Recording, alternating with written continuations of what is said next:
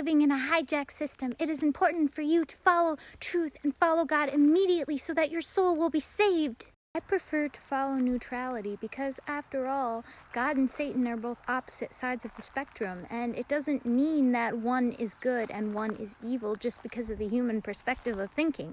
I don't know what to think. Just tell me what path to take so that I don't have to think for myself. God, I'm telling you, find God, find truth. We must rise together with the strength of God because God is the only truth that exists in this universe. Why is God good and Satan bad when those are just energies that are representing the universal balance? That's like saying that fire is evil just because it's the opposite of water. You must be hijacked. You speak against God. You stand for Satan. You are evil. Wait, you think I'm hijacked just because I'm trying to get you to expand your perspective beyond the dependency on a God to save us? Huh?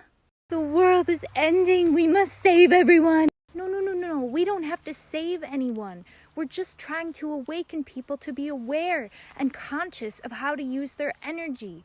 Then we won't see bad and good and pit one another against each other. It's not about good and evil. Don't listen to her. She's hijacked.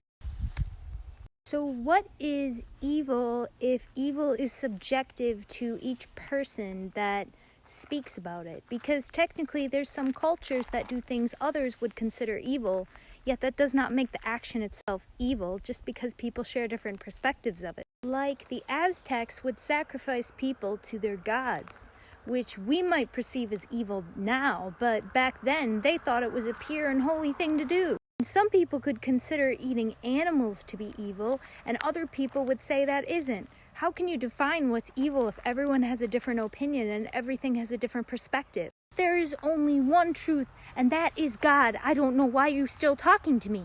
Okay, but what's God's truth, and why are you the one who has that only truth and everyone else around you is wrong? I follow organic teachings that are specifically written by God. So these are definitely God's truth. Okay, but weren't those teachings written by a human? I mean, physically, but obviously you don't understand that God was the one who wrote these. No, I'm just trying to point out that if it was written by a human, it's subjective to that person's perspective. And then you have translation errors and what each person reading it views because everyone has a different mind, so it's not going to... Absolutely not. It is God's truth. Hey guys.